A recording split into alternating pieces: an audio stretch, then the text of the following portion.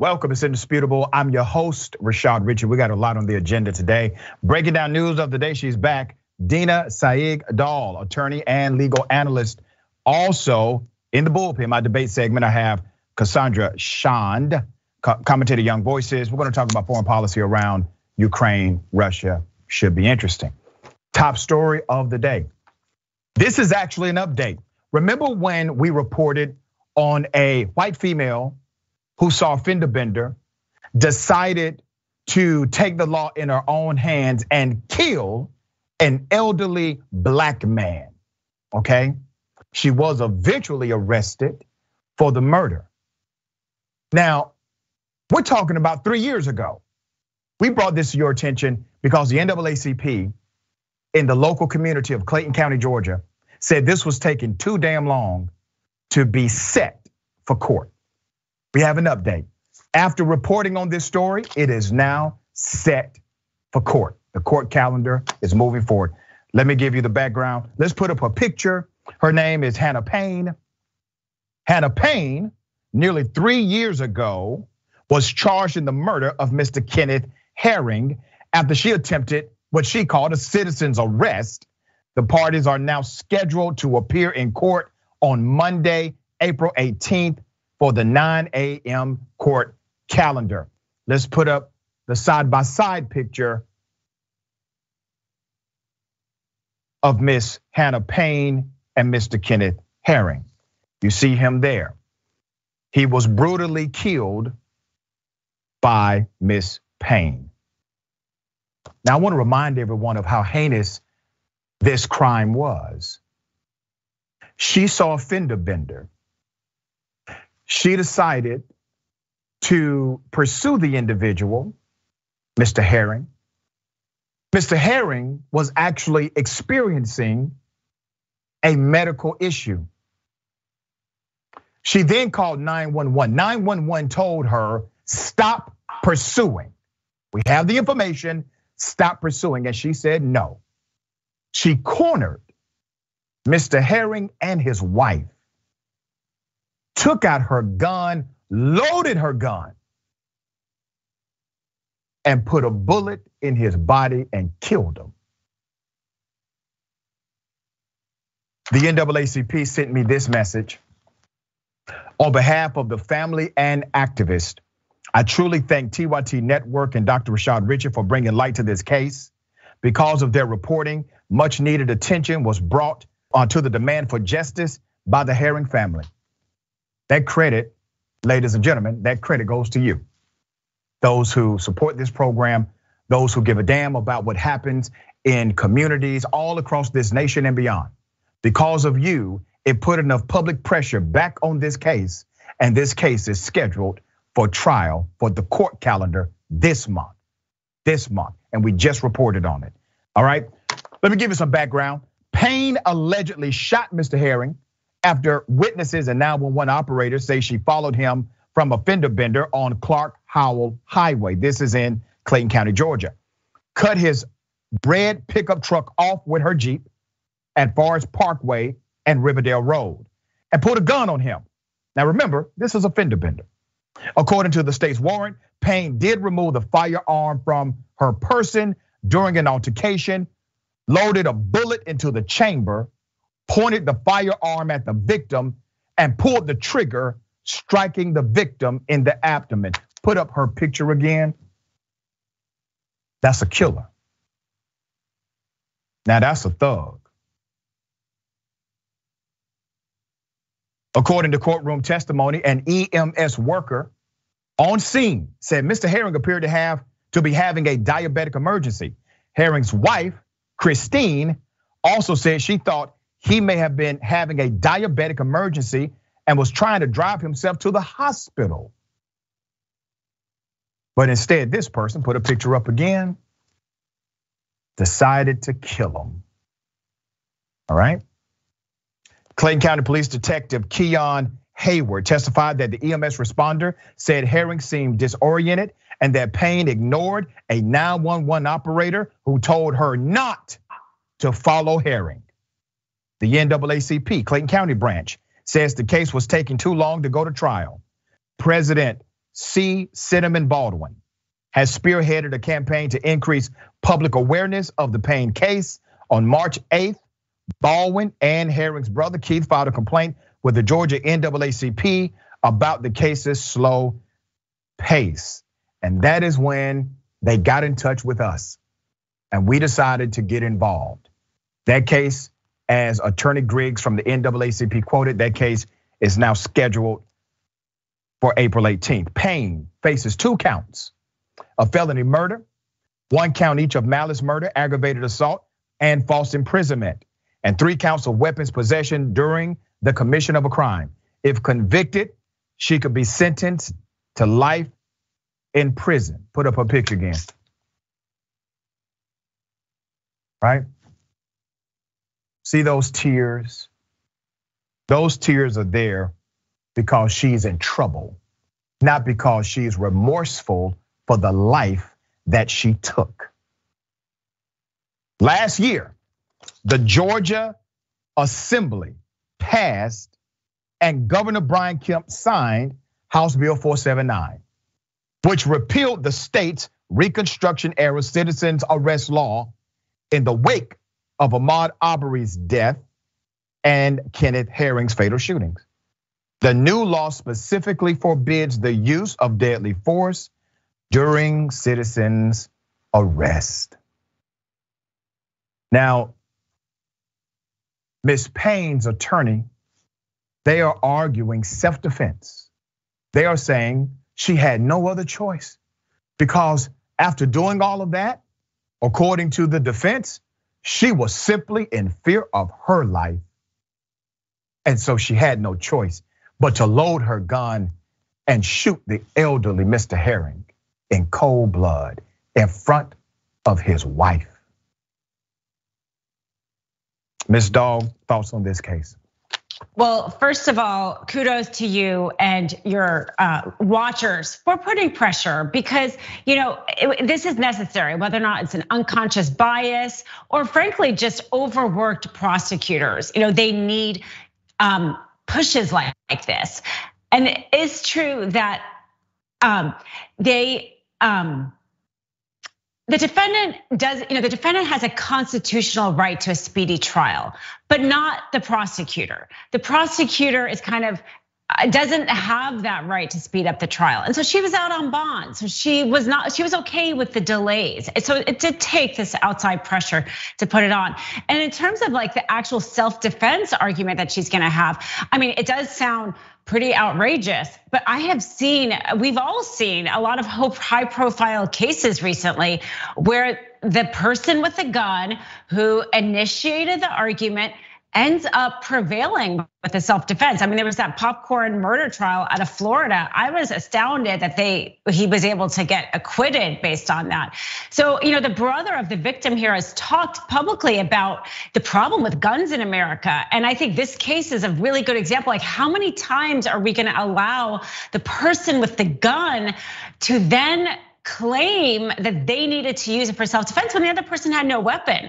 So whether or not this jury does the right thing or not, I think we have a much larger problem on our hands with the self-defense and the use of guns in that way. Very well said. We're gonna continue to follow this story until completion.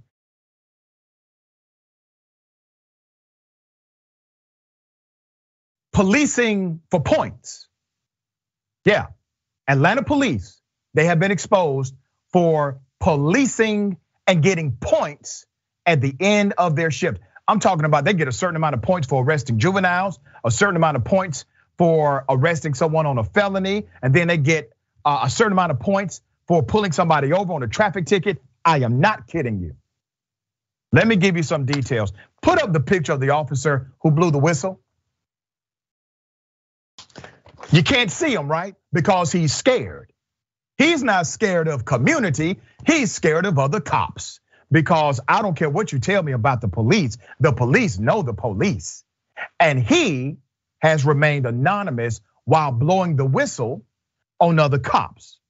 CBS 46 investigation has uncovered an incentive system that encourages police officers to write more tickets, to have more interaction with the community, thus making the potential of disaster foreseeable. Atlanta police officers tell us that they were rewarded points based on their policing actions. Let me give you some background to this.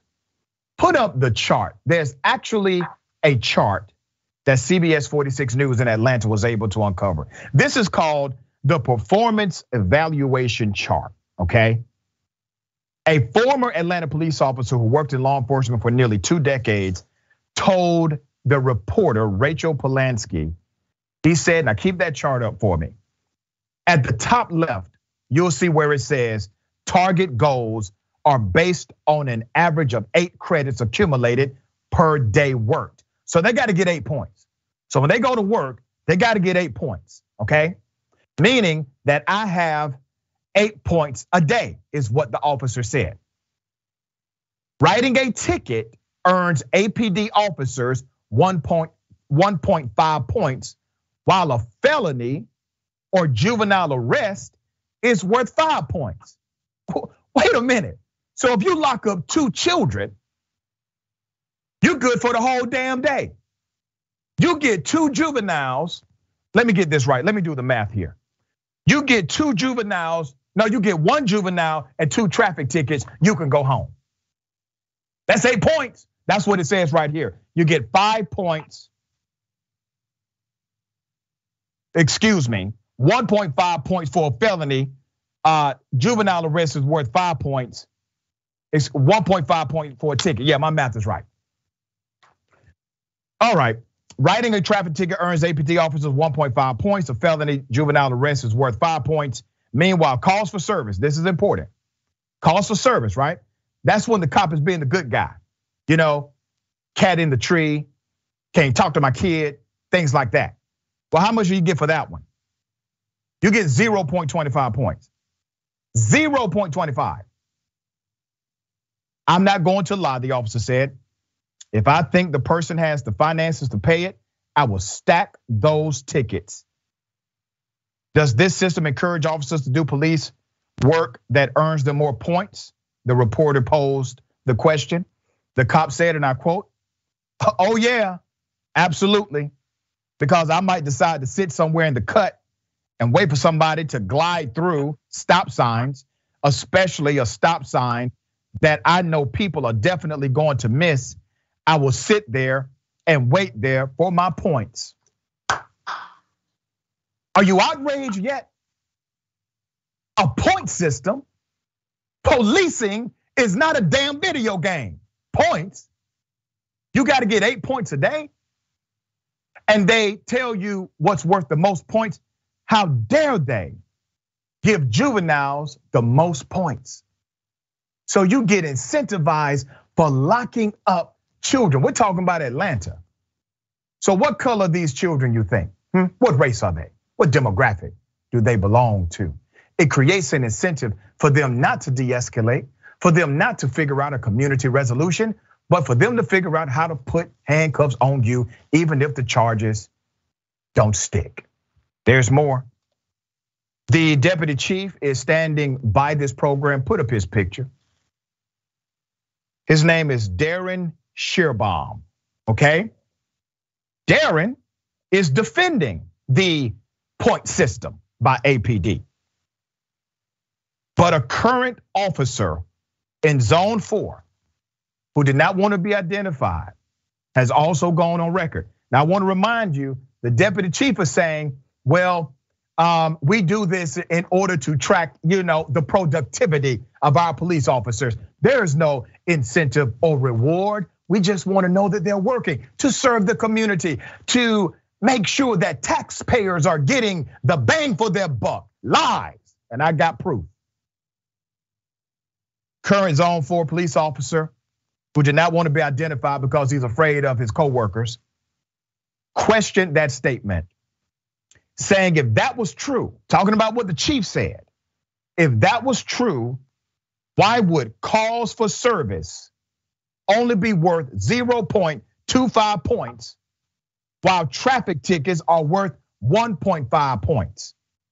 He said both policing functions often take the same amount of time, he believes the point system may entice officers to ignore their calls for service, which include 911 calls, so they do more traffic stops, which earns them more points. And by extension, ladies and gentlemen, they arrest more juveniles, okay?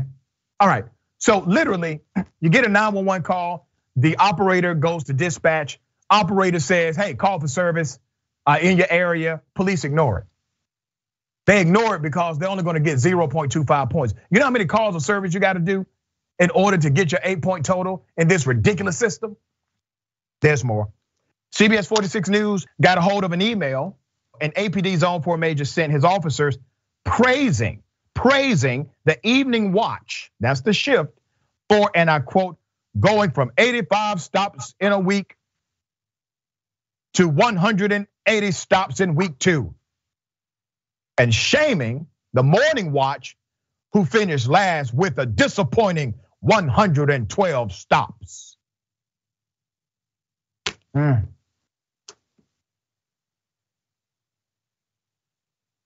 Some of you may be thinking, well, Doc, surely Atlanta police, they're not the only ones with this dumbass system. Maybe this is systemic. Well, we checked. Let's put it up.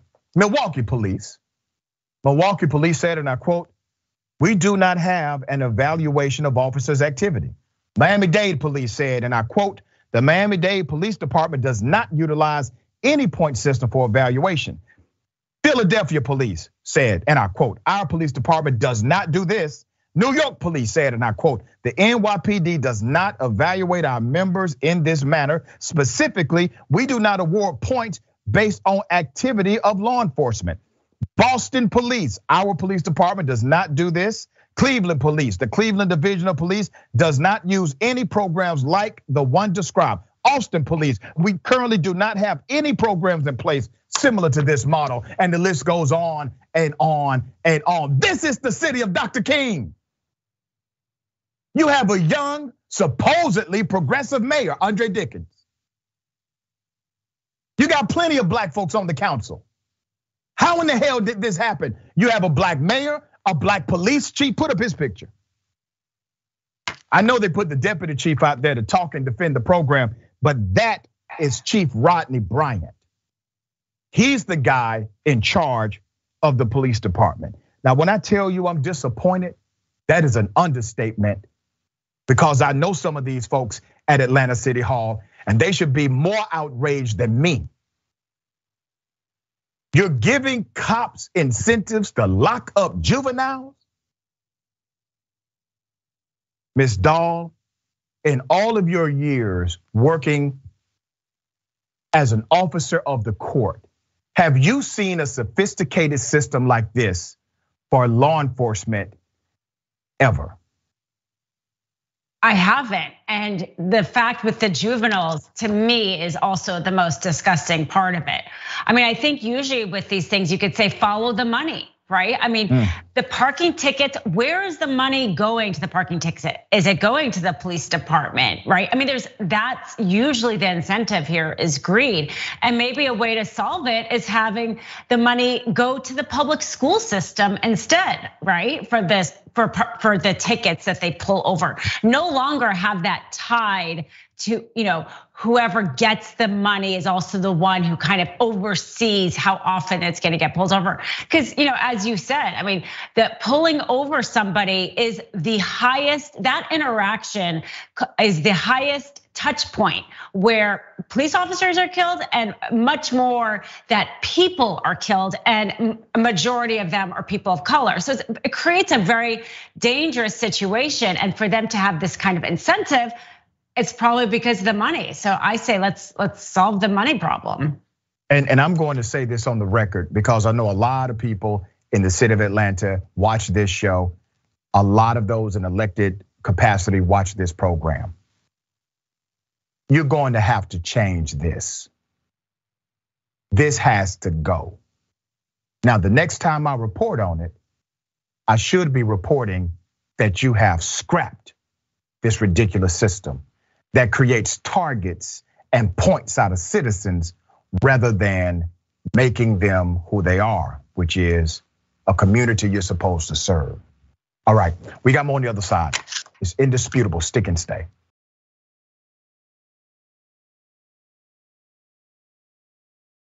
Welcome back. We got a lot of show left. Let me remind everyone, the watch list, all right? Make sure you tune in, an amazing show. The big homie JR Jackson on youtube.com/watchlist TYT. Subscribe there. You can follow and like on facebook.com/watchlist TYT. Weekdays, live, 12 p.m. Eastern time, 9 a.m. Pacific time. Find out what stories you should be paying attention to. News, politics, culture, current events, sports, and more. Always a beautiful, beautiful show. All right. TYT member Mickey C, the Silver-Haired Dragon, says, those tears are tears of shock. After all, she's grown up with the right of white people murdering black men in cold blood, and she can't believe that it's starting to change. Very little, but a change. Yeah, I agree. I Am Sock says, somebody needs to explain to me how a quota point system can exist with unlimited overtime. Exactly, right? G-Man, if it was a black woman that killed a white man, she would have been in jail that day.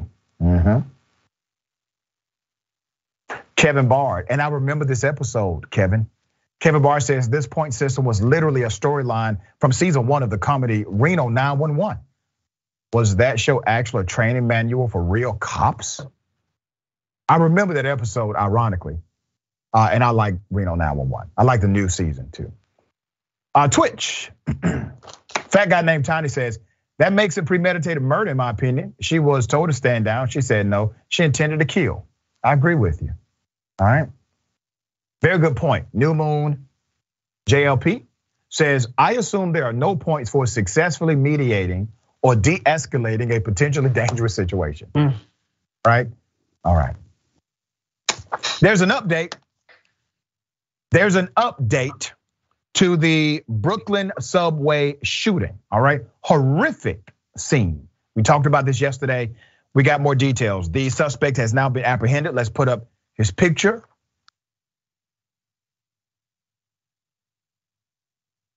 His name is Frank R. James, 62 years of age. They are calling him both a person of interest and a suspect. We're not splitting hairs on that. He's the individual that they have now detained for the crime, all right? As the hunt continued, you got elements of assistance coming in the offer of $50,000. We don't know if that was the catalyst to bring him in. James is said to have a past criminal record in New Jersey, which includes 3 arrests on charges related to petty larceny, disorderly conduct, and trespassing. He actually has no history with violence. Now, some people would debate me on that because there's one charge of terroristic threats, but investigators said that those threats were just similar to ones commonly made by someone who's upset or emotionally disturbed. Crime Stoppers released photos on their Twitter account. The gunman set off smoke grenades in a crowded subway, fired at least 33 shots with a 9mm handgun. Let's go to some of the video.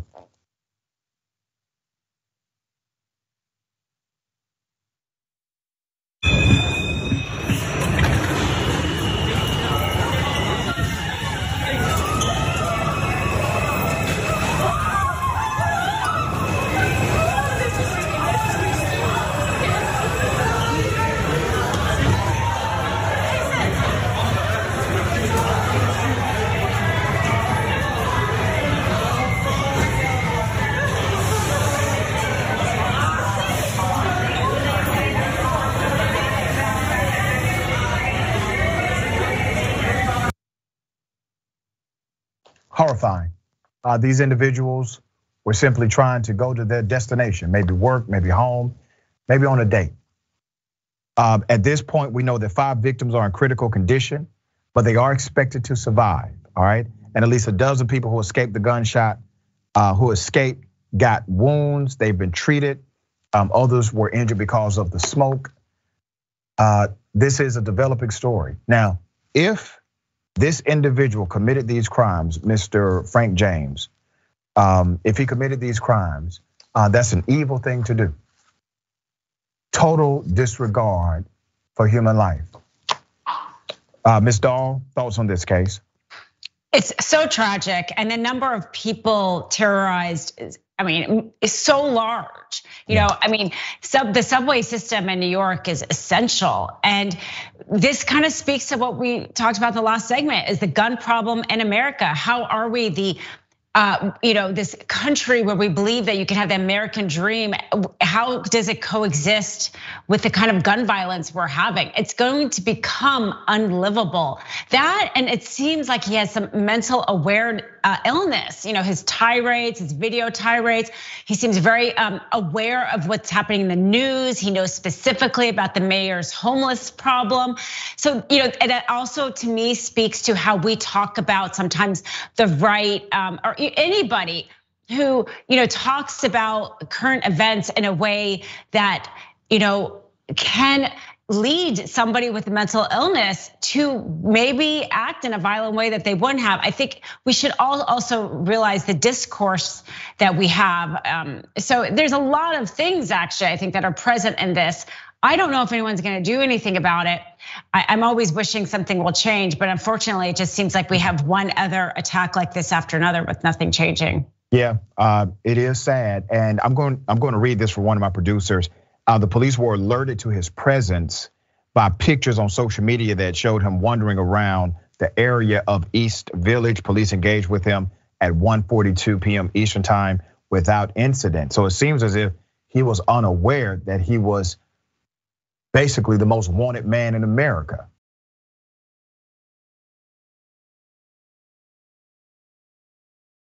Ladies and gentlemen, I wish a Karen would.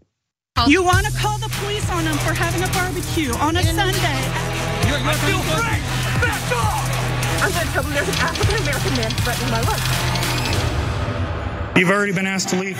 What's your name? You've already been asked to leave. When did you ask? When I said I was calling security. You can't ask us to leave. And as a matter of fact, you want to record? I'm going to record you as well too. Yeah, there's actually a code of conduct when you walk in. You guys agree to it. You're not following your code of conduct, and I'm going to let the manager know 10 minutes early. As you had We're not closed. Planning on coming and spending money with you. You actually, with your rudeness, you made it so that nobody wants to buy. I didn't say we were closed, ma'am. I just said you can't shop here. You don't need to tell me not to lean on here. You don't have a sign that says anything like that. Well, guess what? Because this is our business. It's not your business, ma'am. It's not your business. You're just a little peon that works here. And as soon as your manager finds out what a dickhead you are, I don't know if you'll have a job anymore. Okay. Yeah. I'm sure you think that. Where's the security? They're on their way. Oh, really? In the meantime, you guys can. You probably call them all the time, so they probably won't even come because you're just. Oh no, it's the first. Been over here since Christmas. We were taking out the jewelry. He goes, can you not lean on that? I just got through cleaning it. And I'm like, what are you talking about? Yeah, so she called me a peon. Just right now, yeah. Now he's calling security because you're being belligerent. You guys are violating the mall's code of conduct. Because I'm actually standing up to you. Because you have obviously have. Yeah, I asked you not to dirty up something that I'm cleaning. It doesn't matter. It does matter. It does matter. You see, I actually have a right to say, please don't do that. Clean it again because I'm leaning all over again. Okay. Classic Karenicity, not respecting the regular authority. I mean, this is just a guy who's running an establishment who says something very simple. But because, according to her, he's a peon, he doesn't have the right status, is what she's saying. He doesn't have the right status to engage her in that way. There's more video. Here it is. As a matter of fact, you didn't say please. You guys come over here and clean this one as well too. Okay. Along with this one. Yeah, we'll post that up. You guys can be famous. Go for it. Okay. Did you obviously have nothing better to do than harass customers? I'm actually just standing here, ma'am. You're the one who's dirtying up my store on purpose. Okay, go ahead and give me your manager's information so I can call them first. Oh, trust me, he'll be calling you for the cleaning bill after this because you guys were deliberately vandalizing our property at this point. Vandalizing. What's wrong with you? Do you your feel behavior, sorry? it's upsetting. Do you need to go to school? Do you need to educate yourself, do something with your life? I'm sorry that you have a job that's so. You have to take out your personal. You're the one throwing a tantrum in the mall, ma'am. I mean, it seems like if anybody needs to learn etiquette, it's you. Millennials who have this entitlement attitude, who act like people owe you something. You know, we lost something along the way. The value of a person cannot be summarized by these external things. People are valuable, period. You can clearly see in that back and forth that this particular Karen is not that she's just upset because someone has told her to do something she doesn't want to do. It's because it's coming from someone who does not have status in her opinion. And this is the reaction. But we do something here with Indisputable. As I always say, we provide a mirror for reflection and correction. You got to get yourself right, Karen. You're foul. How you talk to that guy and the way you behaved is foul. That's a hard-working individual, and you decided to make his job harder and to demean him in the process. Ms. Dahl, thoughts? Absolutely. I completely agree with the fact that she, again, thought he was less than her. I mean, I can see she doesn't like being told not to lean on the glass. It probably is hard to look at rings and not lean on the glass, but she can leave. But instead, because we can disagree with people, we don't always have to agree with the way everybody else does things, but it's the how we disagree. And I have this acceptability in our society. And we do. I think we have some measure of acceptability that we are allowed to judge other people and decide who is on the ladder. Are they above us or below us? And act accordingly instead of thinking that we are actually all just standing side by side. If we did that, we would be, like you said, so much better as humans. That's right. We did identify them. Let's put a picture of the happy couple. Okay. They have been identified as Helen and boyfriend Bijorano. They are, on TikTok.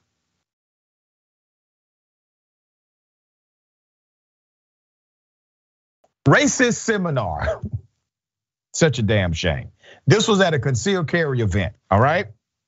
So this was at a Vegas concealed carry event on April 10th. This was a really, really racist presentation. But let me first bring you to this. Here it is. Firearm safety is no joke. Stop laughing. The rules are different for races, right? So firearm safety for white people. Always put your beard down before handling the firearm. Always keep your finger out of your nose while shooting. Always wear a wife beater on the range. And always make sure there are no minorities in your backdrop. All right, you saw how the white crowd became increasingly uncomfortable with those jokes. Okay, all right. Now, that was just the pretext for his real jokes that he wanted to tell. So he decided to lead with those in order to tell these jokes that received a roaring round of applause. Here it is. Before you guys get to laughing too much.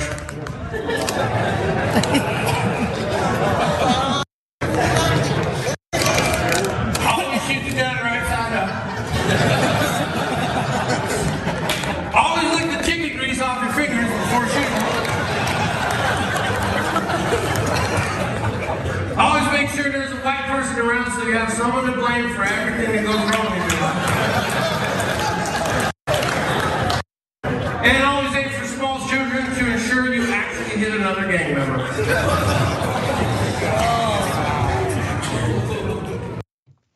Whoa, we were okay with the regular racist stuff.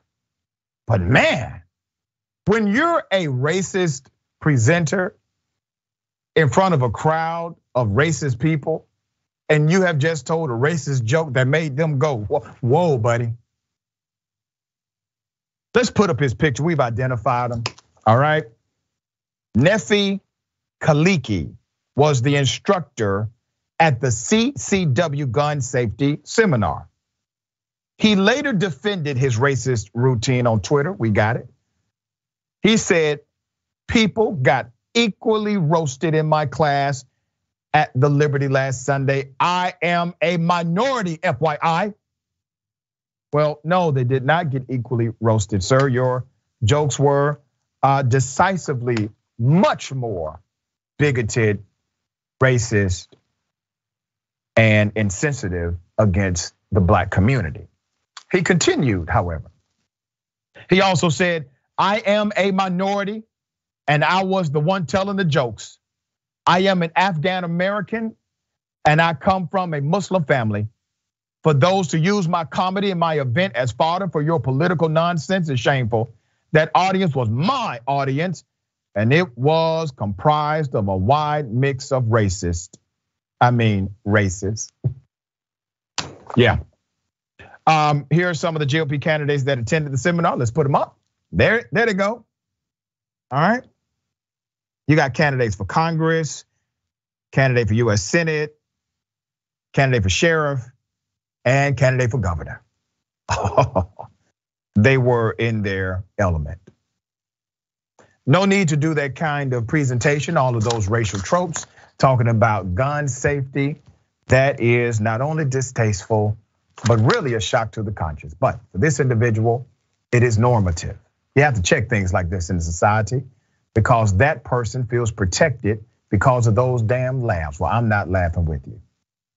There's a whole lot of people around this country who are not laughing with you. All right, Ms. Dahl, thoughts?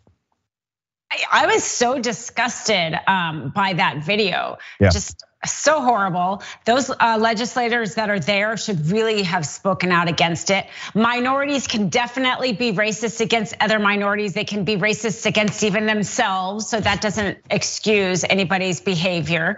And his comment in particular about the children to me was the most offensive.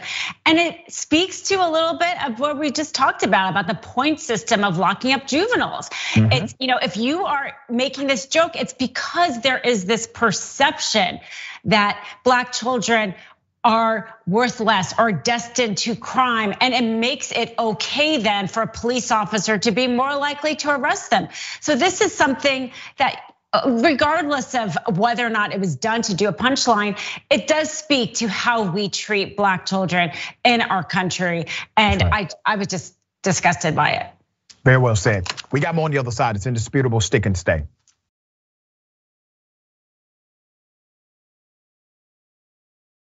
Welcome back. All right, we got a lot of show left. Let me read some of these amazing comments and get to it. All right, V says, leaning on the glass can actually break it too, Karen. It's a safety hazard. That's true. Texas two-step dragon. What's up with the proxy Karens that stand by and let this stuff go on? That guy just let her go off instead of telling her she was making a fool of herself. It's like the cops that watch another cop beat up someone, just as bad. Yeah. Wow, these guys are getting brazen with the racism these days. Where's the white hoods at? Yeah, in the trunk of the car. Yeah. Not Dweezil, AKA Tail Wagging Dragon. What, no watermelon joke?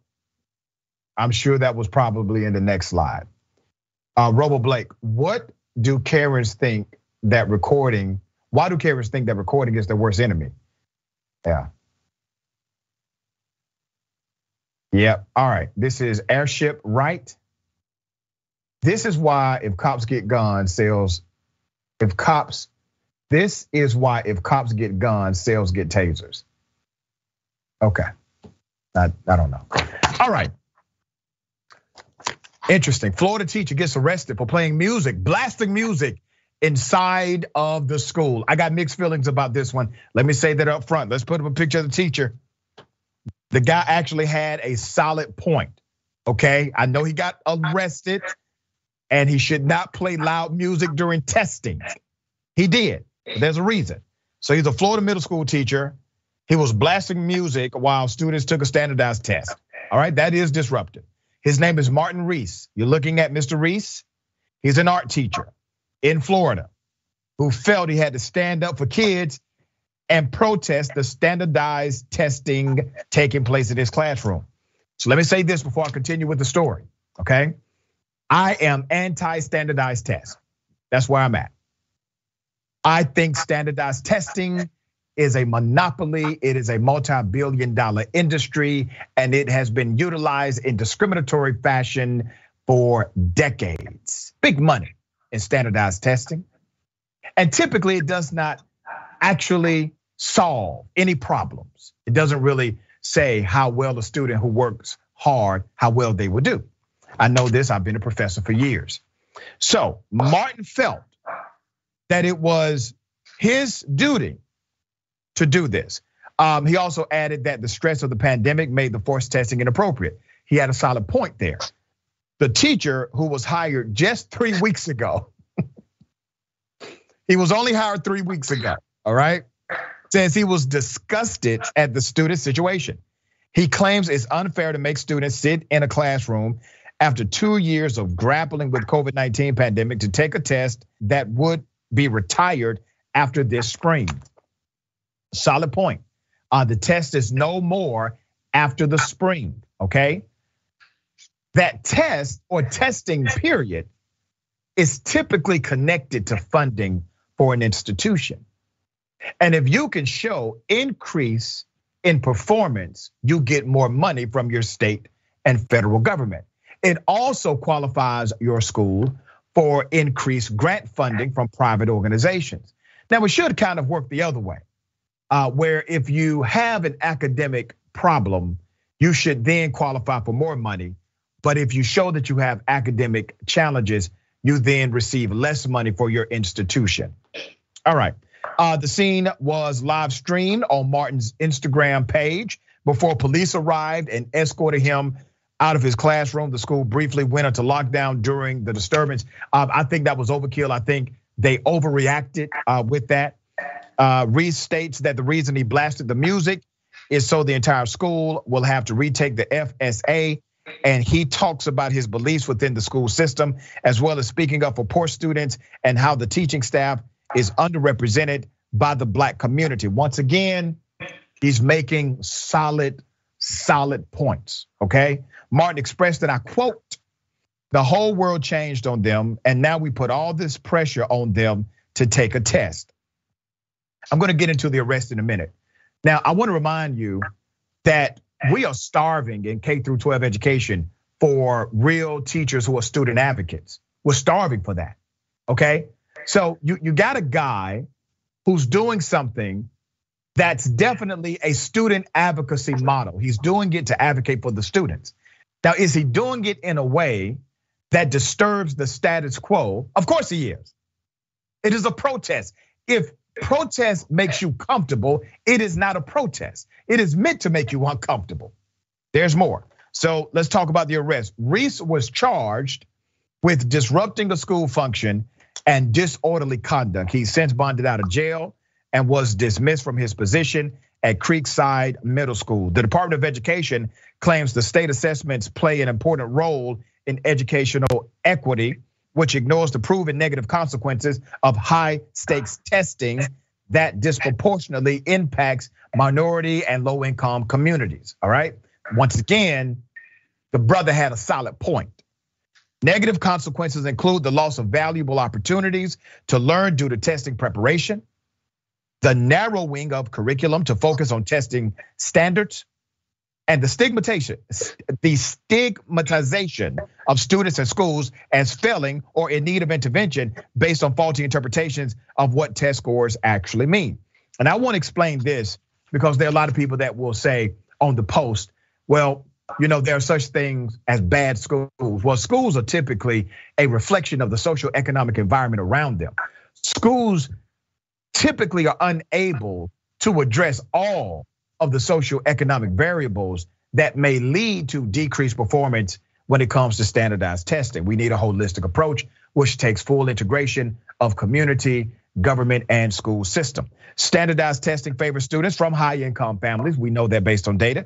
In a 2015 analysis from Inside Higher Ed found that in each of the 3 parts of the SAT, the lowest average scores were among students from families who make less than $20,000 in family income, while the highest averages were among students from families who make more than $200,000. Let's put up his picture again.